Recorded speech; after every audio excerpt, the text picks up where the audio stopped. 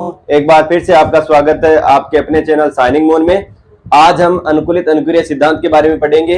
कल हमने उद्दीपक अनुक्रिया सिद्धांत के बारे में पढ़ लिया था, जिसमें थॉर्नडाइक के सिद्धांत के बारे में हमने पढ़ा, जिसने बिल्ली पर प्रयोग किया था। आज हम पढ़ेंगे पावलोव का जो सिद्धांत है, अनुकूलित अनुक्रिया सिद्धांत।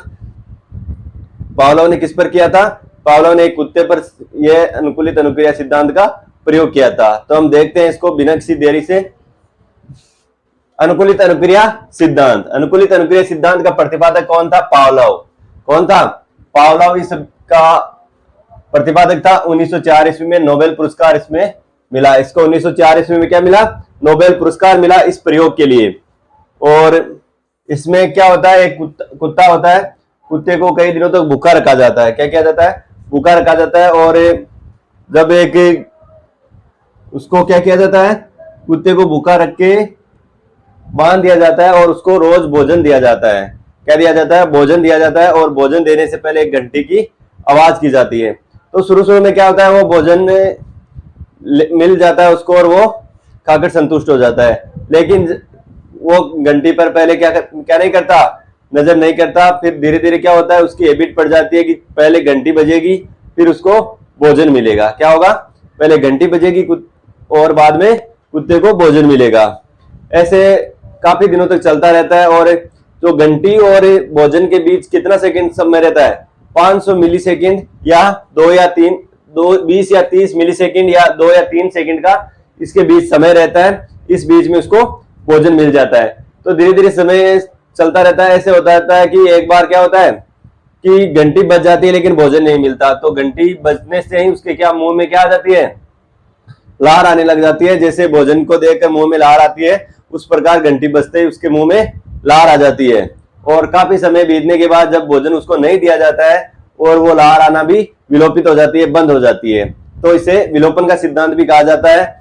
और ये अनुकूलित अनुक्रिया का सिद्धांत भी कहा जाता है कि हमें क्या किया जा सकता है, आदत बनाई जा सकती है और आदत को वापस विलोपित भी किया जाता है। तो हम देखते हैं, कुत्ते को क्या दिया जाता है? घंटी बजा के भोजन दिया जाता है। और घंटी और भोजन के बीच समय कितना रहता है? 20 या 30 मिली सेकेंड या 2 या 3 सेकेंड का समय रहता है।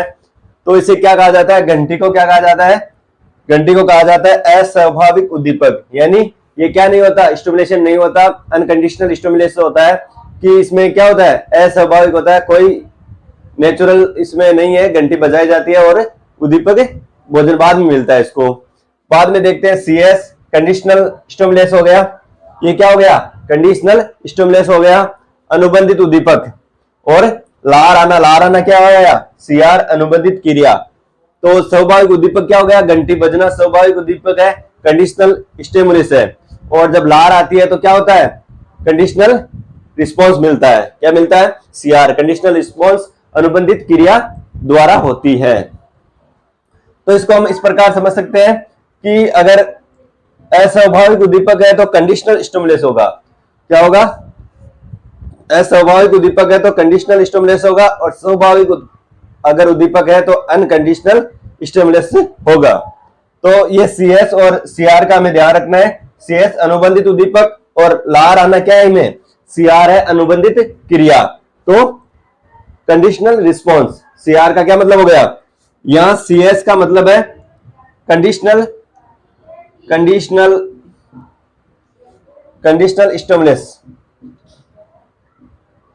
स्टिमुलस। और ये CR हो गया। CR का मतलब क्या हो गया? Conditional response. क्या हो गया? Response, conditional response, conditional stimulus और कंडीशनल रिस्पॉन्स। तो अस्वाभाविक उद्दीपक क्या है? यहां पर अगर हमसे क्वेश्चन पूछा जा सकता है कि इसे जो पावलोव ने जो सिद्धांत दिया उसमें अस्वाभाविक उद्दीपक क्या है, तो अस्वाभाविक उद्दीपक है कंडीशनल। ये जो घंटी है वो अस्वाभाविक उद्दीपक है, कंडीशनल स्टिमुलस है। अनुबंधित उद्दीपक भी कहा जाता है लार कंडीशनल रिस्पॉन्स, अनुबंधित क्रिया। उसके बाद में हम देखते हैं भोजन। जब कुत्ते को भोजन दिया जाता है, जब भोजन का क्या कहा जाता है? भोजन को यह स्वाभाविक उद्दीपक है। क्या है? स्वाभाविक उद्दीपक है, अनकंडीशनल रिस्पॉन्स। क्या हो गया? Unconditional response. स्वाभाविक उद्दीपक हो गया, अनानुबंधित क्रिया, अनकंडीशनल रिस्पॉन्स। क्या हो गया, अनकंडीशनल रिस्पॉन्स, अनानुबंधित क्रिया हो गई, क्योंकि इसमें कोई कंडीशन नहीं दी गई है, भोजन मिलना है तो मिलेगा। और घंटी में क्या हो जाती है, कंडीशन हो जाती है। तो स्वाभाविक उद्दीपक क्या हो गया, भोजन। स्वाभाविक उद्दीपक हो गया अनकंडीशनल रिस्पॉन्स, अनानुबंधित क्रिया। बाद में हम देखते हैं जो लार आती है उसे स्वाभाविक क्रिया कहा जाता है। लार आना क्या है, स्वाभाविक क्रिया है। और यहाँ अनुबंधित क्रिया, और यहाँ क्या हो गई, स्वाभाविक क्रिया। भोजन देखकर क्या होगी, भोजन देखकर लार आना स्वाभाविक क्रिया है। क्या होगी, जब कोई भोजन देखता है तो उसे लार आना क्या है, एक स्वाभाविक क्रिया। ऐसे समझ सकते हैं, भोजन देखकर लार आना स्वाभाविक क्रिया है, कंडीशनल रिस्पॉन्स है, अनकंडीशनल रिस्पॉन्स है ये, अनानुबंधित अनुक्रिया। अनकंडीशनल रिस्पॉन्स क्या कहलाता है, स्वाभाविक क्रिया अनकंडीशनल रिस्पॉन्स, और अस्वाभाविक क्रिया कंडीशनल रिस्पॉन्स। तो भोजन तो क्या है, स्वाभाविक क्रिया है, अनानुबंधित अनुक्रिया है और स्वाभाविक उद्दीपक है। इसके बाद देखते हैं घंटी। घंटी क्या है, अस्वाभाविक उद्दीपक है। और लार, इसमें अगर घंटी को देखकर लार आती है, घंटी की आवाज सुनकर लार आती है, तो अनकंडीशनल कंडीशनल रिस्पॉन्स होगा, अनुबंधित क्रिया होती है।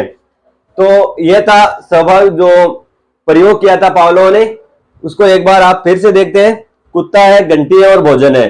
कुत्ते को क्या किया जाता है, घंटी और भोजन एक साथ, घंटी की आवाज आ जाती है और भोजन दिया जाता है। तो इनके बीच समय कितना रहता है, अगर समय ज्यादा हो जाता है तो क्या होगा, वो प्रतिक्रिया नहीं होगी, लेकिन समय कितना होगा, 20 से 30 मिली सेकेंड या 2 या 3 सेकेंड के बीच इसे भोजन दिया जाता है। कितना, 2 या 3 सेकेंड के अंदर अंदर भोजन दे दिया जाता है। जैसे घंटी बजाई जाती है, उसके बाद में 2 या 3 सेकेंड में उसको भोजन दिया जाता है। तो भोजन को देखकर तो लार आना क्या है, स्वाभाविक क्रिया है। ऑब्वियसली ऐसा होता है कि भोजन को देखकर लार आ जाती है, तो भोजन को देखकर लार आना स्वाभाविक क्रिया है।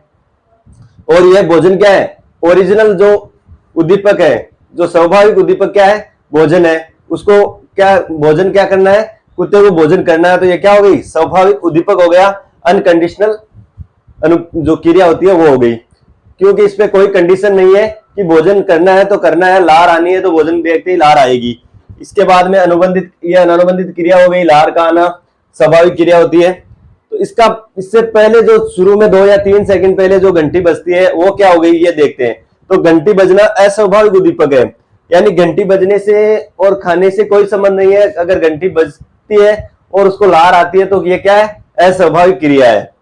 और अनुबंधित क्रिया अस्वाभाविक उद्दीपक है, यानी घंटी को नहीं खा सकता वो, तो क्या हो गई, अस्वाभाविक उद्दीपक हो गया घंटी। और कंडीशनल रिस्पॉन्स अनुबंधित क्रिया, लार आना अनुबंधित क्रिया हो गई, CS। तो ये आप देख सकते हैं उससे, CS कंडीशनल स्टिमुलस और CR कंडीशनल रिस्पॉन्स। इसके अलावा घंटी और भोजन के बीच 20 या 30 मिलीसेकंड या 2 या 3 सेकंड का समय रहता है। जो हरएगन है, जो वैज्ञानिक है हरएगन, उसका उन्होंने आदर्श समय बताया 500 मिलीसेकंड या 5 सेकंड का समय बताया, कि 5 सेकंड तक आप घंटी बजने के 5 सेकंड के अंदर अंदर भोजन दिया जा सकता है, ताकि ये प्रतिक्रिया हो सके, लार आने वाली प्रतिक्रिया हो सके। तो धीरे धीरे क्या होता है, जो कुत्ता भोजन, जैसे ही कुत्ते को भोजन मिलता है उससे पहले घंटी बजाई जाती है, तो उसकी आवाज सुनकर वो आवाज से ही लार आने लग जाती है और वो रिस्पॉन्स करने लगता है। तो जब समय बीतता है और जो आगे का प्रयोग होता है उसमें क्या होता है, उस भोजन को बंद कर दिया जाता है और घंटी बजाई जाती है। घंटी बजते ही कुत्ते के मुंह में क्या आ जाती है, लार आ जाती है। और काफी दिनों तक जब भोजन नहीं दिया जाता है, सिर्फ घंटी बजाई जाती है, तो क्या हो जाती है, जो रिस्पॉन्स है वो लार आना है, वो क्रिया बंद हो जाती है, क्योंकि कुत्ते को पता चल जाता है कि अब घंटी बजने के बाद भोजन नहीं मिलेगा। तो ये क्या हो गई, अनुकूलित अनुक्रिया हो गई, कि घंटी बजने के बाद भोजन नहीं मिलेगा, तो वो लार आना भी बंद हो जाता है। तो इसे विलोपन की क्या किया जाता है, विलोपन की भी सिद्धांत इसको कहा जा सकता है, विलोपन का सिद्धांत भी कहा जा सकता है। इससे यह सिद्ध हो सकता है, होता है कि किसी व्यक्ति को हम आदत डाल सकते हैं और आदत को बदल भी सकते हैं। अनुकूलित क्रिया के द्वारा आदत को बदला जा सकता है। जैसे एक बच्चा रोज स्कूल से आता है और अपने जूते, स्कूल से जैसे आता है, इंटर करता है, जूते फेंक देता है। क्या कर देता है, फेंक देता है। उसको सही जो जहां पर स्टूल बनी हुई है, जहां जो केबिन बना हुआ है जूते रखने का, वहां पे नहीं रखता। तो उनकी मम्मी है उसको बार बार कहती है कि तू इसे वहीं पे रखना है, वहीं पे रखना है, उसको डांटती है। तो काफी दिनों के बाद ये होता है कि उसे क्या हो जाती है, वो आदत पड़ जाती है, वो सीख जाता है कि हमें क्या करने हैं, जूते वहां पे रखने हैं और वहीं से सुबह मिलेंगे। तो वो अपने आप जैसे आता है केबिन में जूते रखकर खेलने चला जाता है। तो ये क्या हो गई, अनुकूलित अनुक्रिया हो गई। और इसको अगर बार बार वही बच्चा अगर स्कूल से आता है, वहां पर टेबल देखता है, टेबल पे अगर वहां नहीं मिलती तो वो जूते क्या करेगा, ऐसे ही फेंक के चला जाएगा। फिर रोज ऐसी चलती रहती है और वो अपनी आदत हैबिट बना लेता है। हैबिट चेंज हो सकती है, हैबिट बन सकती है। इस हैबिट को क्या नहीं कह सकते, उसको अधिगम नहीं कहा जा सकता। इसके बाद में हम देखते हैं जो हर्षग्य ने आदर्श समय कितना बताया, 500 मिली सेकेंड या 5 सेकेंड का इन्होंने आदर्श समय बताया। और जो पावलोव ने बताया वो 2 या 3 सेकेंड या 20 से 30 मिली सेकेंड का समय पावलोव ने बताया। अनुक्रिया सिद्धांत के संप्रत्यय क्या देखते हैं, संप्रत्यय जो हमने जब प्रयोग के द्वारा मैंने आपको बोल के बताया, उसको मैं आपको ये थ्योरी के रूप में बता रहा हूं, तो आप एक बार अपना ध्यानपूर्वक सुने। संप्रत्यय क्या है, नियम इसके क्या क्या नियम है। जो क्रिया कौन सी, लार गिरना पहले स्वाभाविक उद्दीपक भोजन के प्रति हो रही थी, वही क्रिया अस्वाभाविक उद्दीपक घंटी के प्रति भी होने लगी, तो हम इसे क्या कहते हैं, अनुकूलित अनुक्रिया कहते हैं। तो जो क्रिया लार गिरना, क्रिया कौन सी, लार गिरना पहले स्वाभाविक उद्दीपक कौन सा है, भोजन है। स्वाभाविक उद्दीपक कौन सा हो गया, भोजन। मैंने आपको बताया स्वाभाविक उद्दीपक भोजन हो गया के प्रति हो रही थी। जो क्रिया कौन सी हो रही थी, लार गिरना, जो स्वाभाविक उद्दीपक के प्रति हो रही थी, वही क्रिया अस्वाभाविक उद्दीपक, जो अस्वाभाविक उद्दीपक है वो कौन सा है, घंटी के प्रति होने लगी, को हम अनुकूलित अनुक्रिया कहते हैं। इसके अलावा अनुबंध स्थापित हो जाने के बाद, जब अनुबंध स्थापित हो जाता है, क्या हो जाता है, तो अनुबंध स्थापित हो जाता है, जो लार जैसे ही कुत्ता को क्या दिया जाता है, घंटी बजाई जाती है और भोजन मिलता है, तो घंटी और भोजन के बीच क्या हो जाती है, अनुबंध स्थापित हो जाता है। हो जाने के बाद यदि बार बार मात्र अनुबंधित उद्दीपक, बार बार क्या किया जाता है, जब मात्र अनुबंधित उद्दीपक घंटी ही बजाकर छोड़ दिया जाता है, भोजन नहीं दिया जाता, तो क्या होता है, भोजन नहीं दिया जाने पर अंतोगत्व धीरे धीरे अनुबंधित अनुक्रिया बंद हो जाती है। जो धीरे धीरे क्या हो जाती है, जो लार आना है वो धीरे धीरे बंद हो जाती है, अनुबंधित अनुक्रिया क्या हो जाती है, बंद हो जाती है। तो इसे क्या कहा जाता है, विलोप या विलोपन कहा जाता है। विलोप या विलोपन कहा जाता है जब धीरे धीरे, जब घंटी की आवाज सुनने पर भोजन नहीं दिया जाता, तो लार क्या हो जाती है, लार आना धीरे धीरे बंद हो जाती है, और इसे क्या कहा जाता है, विलोप या विलोपन की क्रिया कहा जाता है। इसके अलावा हम देखते हैं, अब देखते हैं हम उद्दीपक सामान्यकरण। एक जो आपके पास पॉइंट है कि उद्दीपक सामान्यकरण किसे कहा जाता है। क्वेश्चन में अगर हमसे पूछे कि उद्दीपन सामान्यकरण किसे कहा जाता है, या पूरी थ्योरी देखकर हमसे पूछ ले कि उद्दीपक सामान्यकरण किसे कहते हैं, तो हम देखते हैं जब एक विद्यार्थी क्या करता है, जब एक विद्यार्थी अस्वाभाविक उद्दीपक के प्रति अनुक्रिया करना सीख जाता है, जब कोई विद्यार्थी है अस्वाभाविक उद्दीपक के प्रति अनुक्रिया करना सीख जाता है, तो वह उस उद्दीपक से मिलते जुलते अन्य सभी उद्दीपक के प्रति भी वैसी ही अनुक्रिया सीख लेता है, तो उसे उद्दीपक सामान्यकरण कहते हैं। इससे क्या तात्पर्य है कि जैसे कोई विद्यार्थी अगर अनुक्रिया करना सीख जाता है, अस्वाभाविक उद्दीपक के प्रति अनुक्रिया सीख जाता है, तो वह उससे मिलते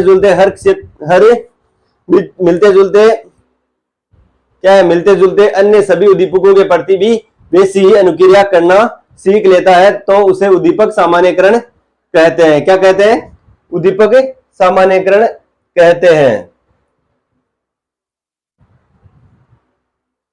जैसे किसी बच्चे को, अगर स्कूल में बच्चा पढ़ रहा है, तो उसको जो लंच का समय होता है, तो उससे पहले जैसे घंटी बजती है, तो घंटी बजते ही उसके मुंह में क्या आ जाती है, लार आ जाती है, और उसकी भूख बढ़ जाती है कि अब तो हमें क्या करना है, लंच करना है। तो वो घंटी का इंतजार करता रहता है कि जैसे ही घंटी लगेगी वो लंच करने के लिए चला जाएगा।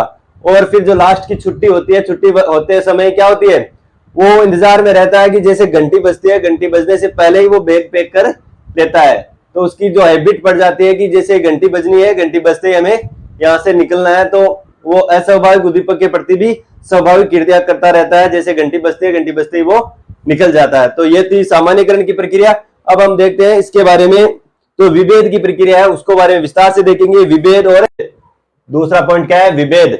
सामान्यकरण के विपरीत ये घटना है विभेद की। सामान्यकरण जो हमने पढ़ा उसके विपरीत घटना कौन सी है, विभेद की। इसकी विपरीत घटना है जैसे जैसे अधिगम के लिए प्रयासों की सीमा बढ़ा दी जाती है, क्या कर दी जाती है, जो प्रयासों की सीमा बढ़ा दी जाती है, तो बालक को क्या हो जाता है, जो मूल अनुबंधन है, वो मूल अनुबंधन व अन्य समान उद्दीपकों के बीच विभेद करना सीख जाता है। बालक क्या करना सीख जाता है, जो मूल अनुबंधन है और उनके बीच, और उद्दीपक जो मूल अनुबंधित उद्दीपक है उसके और अन्य उद्दीपकों के बीच विभेद करना सीख जाता है। इसे ही विभेद की क्रिया कहते हैं।